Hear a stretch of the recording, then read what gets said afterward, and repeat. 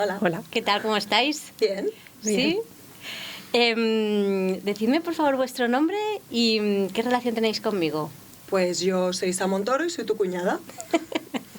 Y yo soy María Montoro y soy tu cuñada. Perfecto. ¿Cómo os enterasteis de que yo había sufrido abuso? Si te parece, empiezo yo. Vale, empieza tú. Porque lo recuerdo perfectamente. Me dijiste un día que querías hablar conmigo, que si tenía un rato para poder hablar o ir a caminar. Uh-huh. Y recuerdo además que me lo dijiste una semana que tenía como muchas cosas para hacer y te dije, si no te importa, Elena, la semana que viene. Entonces a la siguiente semana te dije, ¿qué día va bien? Tal, quedamos en un día y te dije, ¿qué quieres hacer? Nos tomamos un café en el bar, me dijiste, vayamos a caminar. Y dije, perfecto, pues vamos a caminar. Y la conversación empezó como comienza en cualquier conversación, de ver cómo estábamos, de cosas generales de nuestras vidas habituales. Uh-huh. Y me dijiste, tengo que decirte algo, y nos paramos en medio de la calle. Me acuerdo. Sí. Y me dijiste lo que había pasado, lo que habías pasado en la infancia, Uh-huh. de una manera muy clara. Y me quedé absolutamente bloqueada. Fue un momento muy, muy complejo no sé, de miedo, de angustia, de sufrimiento por ti, de preocupación absoluta, de horror. Sí, me acuerdo que, bueno, te comenté que empezaba a recordar, que estaba recordando haber vivido esos momentos. Creo que te conté un poco pues lo que estaba recordando. Y sí, me acuerdo que te quedaste muy tocada. Fue un momento, bueno, es algo como fue muy inesperado para mí. No, en ese momento no supe, o sea, no tenía, no sé, ningún tipo de idea de que la conversación fuera a ir por estos derroteros. Claro. Y fue algo que me chocó mucho. Me acuerdo además que te abracé y que lloré. Me acuerdo de ese momento. Porque sí. me sentí por un momento como defraudada con la humanidad, ¿no? Uh-huh. Defraudada con la vida, de cómo era posible que a una niña, ¿no? Que a una niña que además es mi cuñada, que a una niña que además es mi cuñada, que es la madre de mi sobrino, ¿no? Con la que hemos compartido muchos espacios, me esté diciendo esto, ¿no? ¿Cómo ha podido pasar esto? Claro. Sí, fue un momento, bueno, para mí difícil, entendiendo que para ti era más difícil. O sea, que era como bueno, no sé, me sentí como insegura de hacer las cosas bien. Vale. Me acuerdo que me escuchaste y de ese abrazo, sí, y que me dijiste, bueno, que se te escapaban las lágrimas y me decías que lo sentías mucho. Lo siento, decías. Sí. Sí. ¿Y tú, Isa? Yo me enteré por las redes sociales. Uh-huh. También es verdad que yo vivo más alejada y no vivimos cerca, entonces es como más complejo todo el tema de encontrarnos y todo eso. Y la realidad es que, bueno, me saltó como una publicación en Insta, le di a me gusta, bueno, porque al final esto es lo que hacemos con la familia, ¿no? Tú le das y piensas, bueno, es Elena, pues a ver qué. Pero en ese momento no le presté especial atención porque estaba llevando a los niños a extraescolares y tal. Y cuando tuve un momento esto de pararme, lo abrí y empecé a leer y estaba como en shock, o sea, no podía ni respirar. Entonces me acuerdo que de seguida llamé a María porque no me lo podía creer. Yo quería creer que esto era un libro de ficción, yo quería creer que era un libro de otra cosa, no quería creer que era tu proceso. Y esto, o sea, es que me faltaba el aire, ¿no? Entonces de seguida llamé a María y le dije, María, ¿te has enterado de esto? Y me dijo, sí. Y recuerdo que después, ahora ya no sé si me escribiste tú antes o yo te escribí, y era como una incredulidad, como un... Esto no puede estar pasando, esto a nuestra familia no le puede estar pasando, esto conocemos las estadísticas, pero esto a nosotros no nos puede pasar, claro. ¿no? No, cuando le pones cara a la estadística es muy duro, claro. Es muy duro, y yo creo que no sé cómo reaccionar, ¿no? Porque al final es... tú sabes reaccionar, ¿no? En frío cuando las cosas les pasan a otros, ¿no? Y tienes como muy claro cómo actuar, pero cuando esto te pasa a ti es como muy complicado. Y buscas las palabras y no sabes cómo acercarte y no sabes qué decir, y es muy complejo. Y yo creo que todavía lo estoy colocando, porque no es fácil. No es fácil que la estadística te haya tocado a ti. Es muy jodido. ¿Y qué pensasteis cuando...? ¿Qué pensaste cuando...? No puede ser, no puede ser, no puede ser. Es muy complicado porque al final, ¿no? Es gente con la que has compartido en algún momento, porque además nuestra historia ha tenido como dos partes. Sí. Es gente con la que en algún momento has compartido cosas y es de incredulidad, ¿no? De decir, ¿cómo puede ser posible que nos la hayan colado?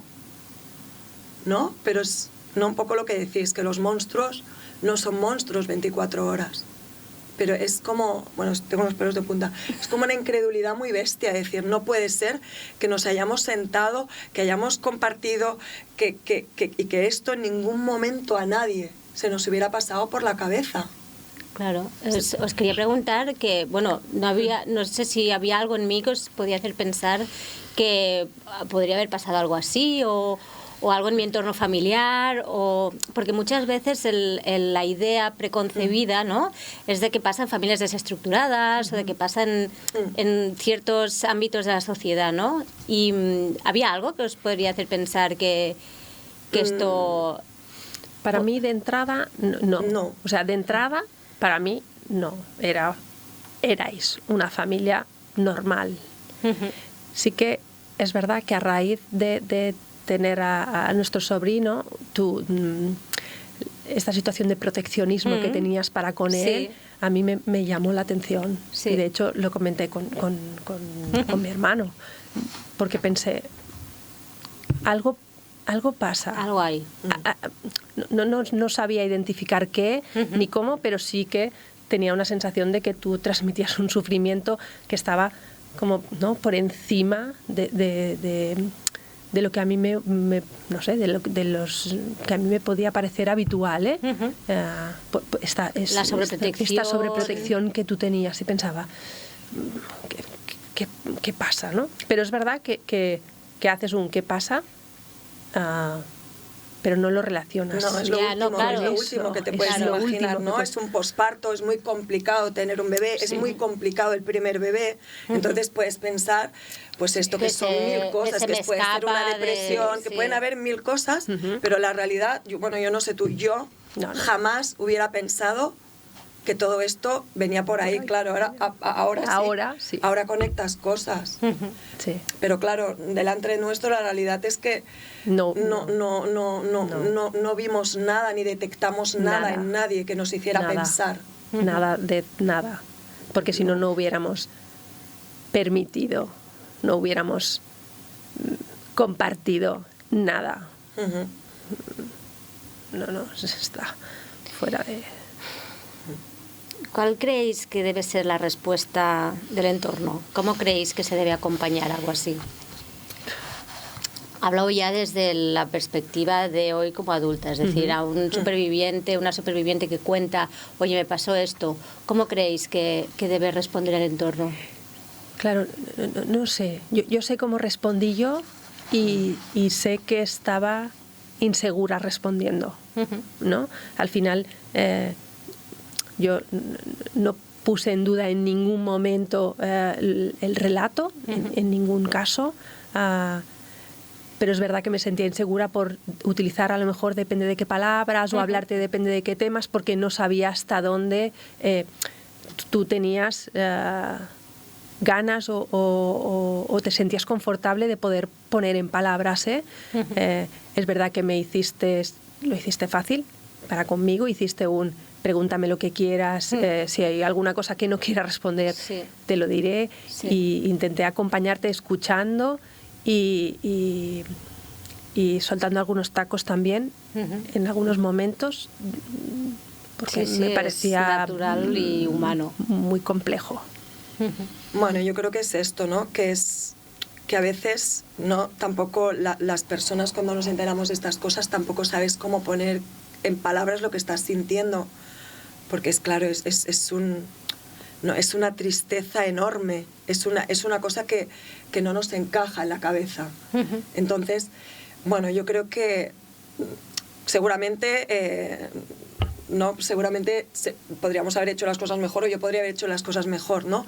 Pero yo creo que nuestra presencia, el estar presentes, el estar acompañando, aunque sea en silencio, y escuchar y estar a tu lado para lo que necesites, hablo de ti en concreto, pero a las víctimas en general, la realidad es que yo creo que con la presencia, ¿no?, la escucha, el no poner en duda en ningún caso lo que la persona te está transmitiendo, porque al final es su verdad y es su realidad y es lo que ha vivido esa persona.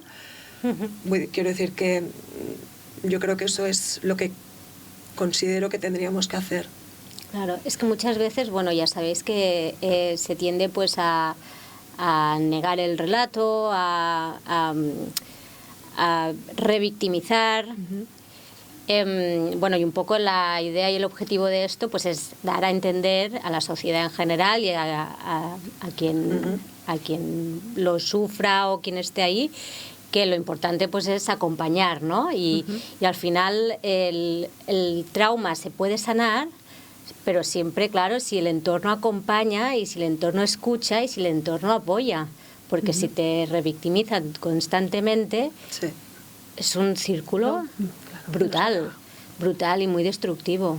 Bueno, es que al final tú no puedes negar los sentimientos de nadie, ni las vivencias de nadie. O sea, cada uno tiene las suyas y son únicas y ¿no? Y es como muy complicado, ¿no? Y acompañar esto a nosotros nos interpela, ¿no? ¿no? Un sufrimiento, a un ostras, cómo nos hemos dado cuenta, ¿no? Y no desde el adulto. Sí que, ¿no?, que esto es una cosa que no, nosotros ponemos significado a todo lo que te ha pasado. Y entonces esto, para nosotros es muy complejo de encajar. Y es verdad que a veces no encuentras las palabras. A mí, por ejemplo, me cuesta mucho, pero yo creo que aunque sea desde el silencio, solo con la presencia y el estar, y el estar a lo que necesites, y el estar simplemente a no hablar, a escuchar, o simplemente a estar en silencio, yo creo que esto también es importante, ¿no? Que no tengamos miedo a no saber qué decir. Si tienes miedo a no saber qué decir, fantástico, pero está presente. Está. Y que la persona sepa que estás, aunque sea en el silencio. Habéis leído el libro y, bueno, habéis leído la historia. ¿Qué opinión os merece?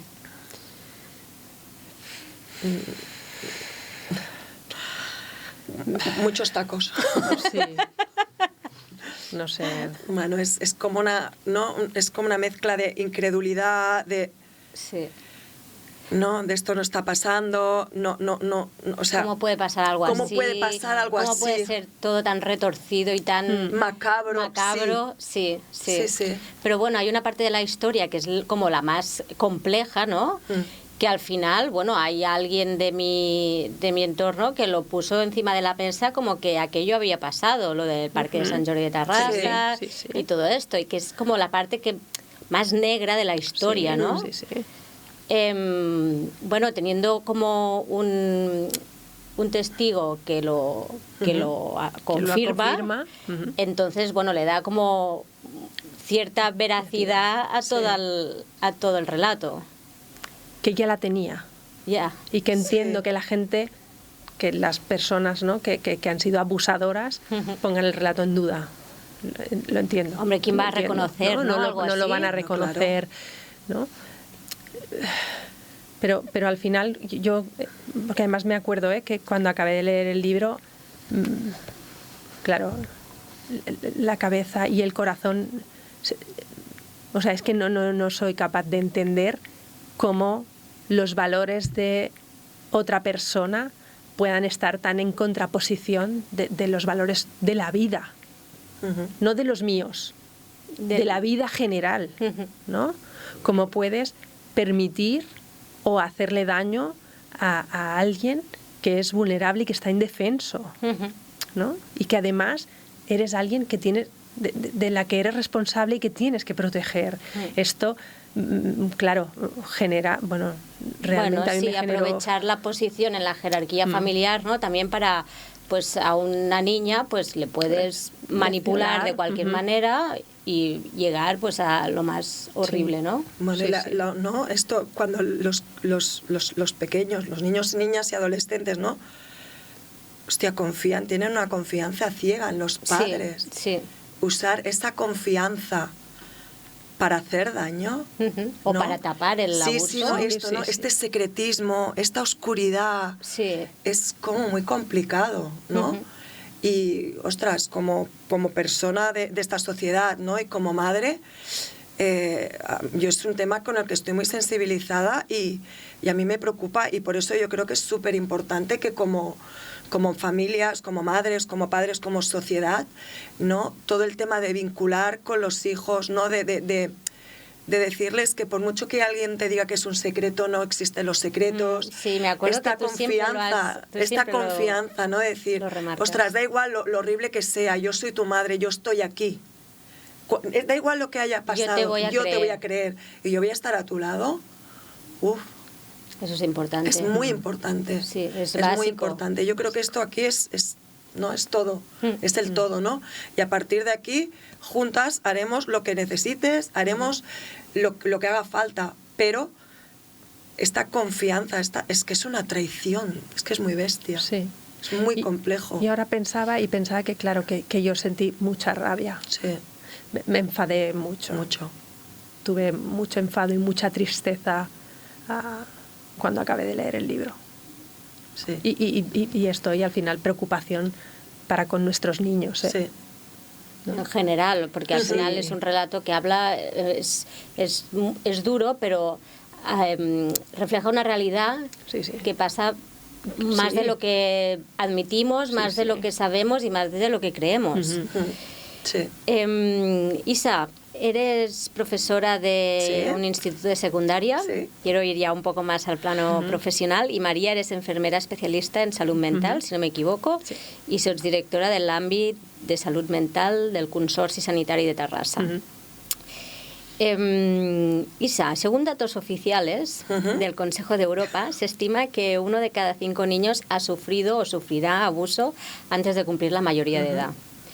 Como profesora de un instituto de secundaria, ¿podrías explicarme cómo se abordan los centros educativos? ¿Crees que se aplican los protocolos y qué se debería mejorar?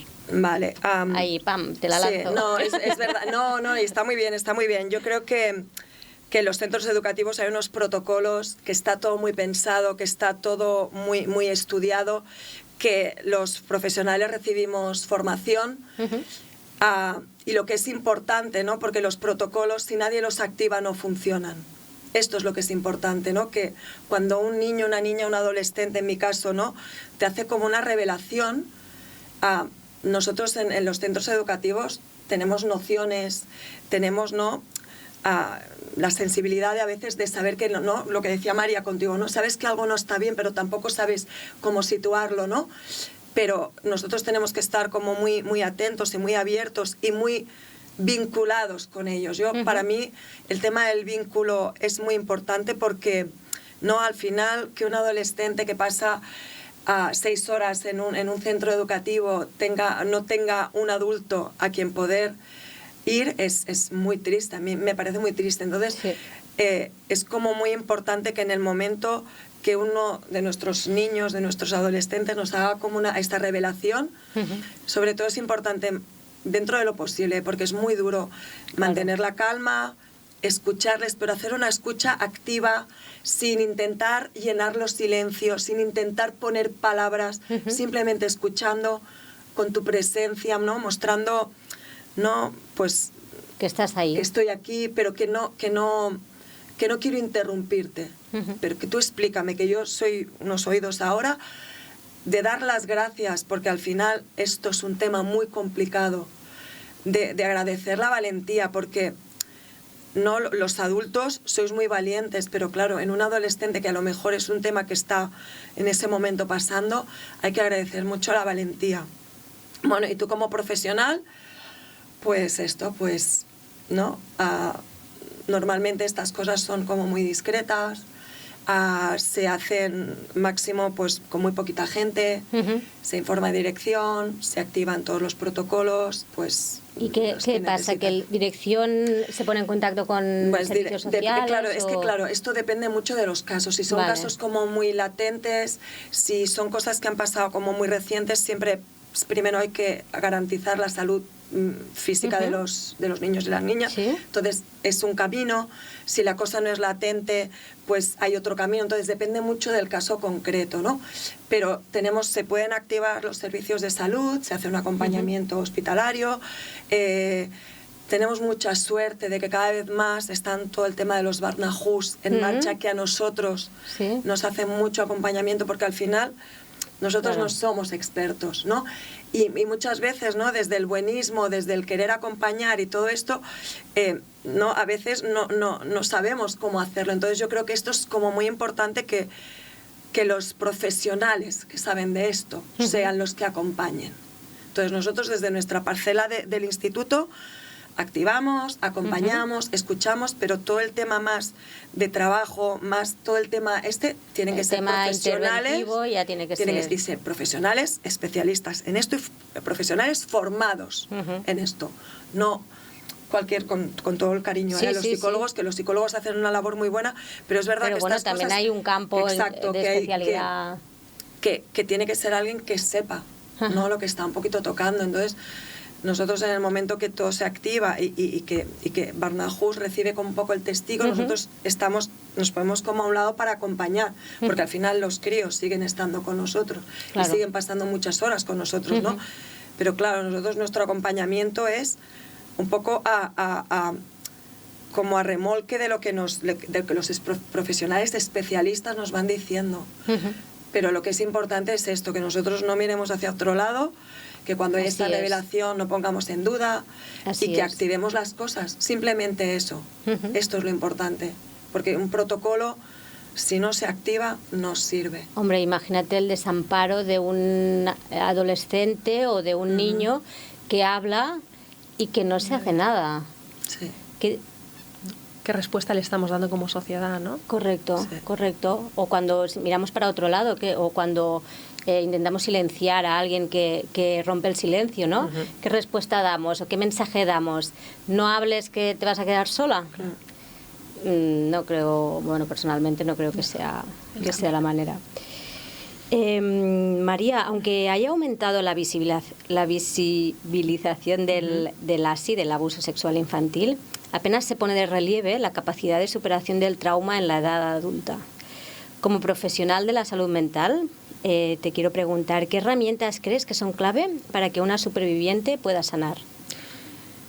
Claro, yo creo que una superviviente pueda sanar implica tener pues un equipo terapéutico detrás que la ayude, que la acompañe y que la guíe, ¿no? Un poco en el proceso, ¿no? En todo el proceso de sanación o de recuperación, y de adaptación a poder como reordenar o colocar todo eso que ha vivido de una manera que no sea más dañina, si cabe, en su vida, ¿no? Yo no soy especialista en absoluto, pero sí que en los centros donde yo he estado, los que estoy, hay mucha comorbilidad. Al final, las personas que sufren un abuso se deprimen, tienen ansiedad o tienen trastorno por estrés postraumático, ¿no?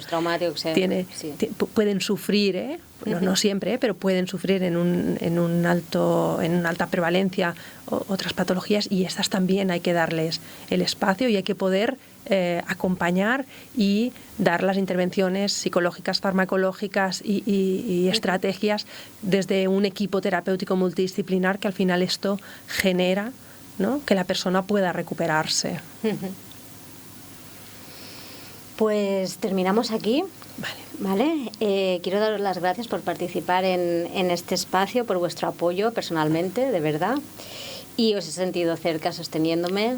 Me habéis escuchado en todo mi proceso y ojalá pues todos los supervivientes y las supervivientes que deciden romper el silencio se sientan tan acompañadas. De verdad, muchísimas gracias, os lo digo. Y muchísimas gracias, deciros que sois red. Gracias por ser red. Sí. Para nosotras también. Sí. Gracias. Gracias.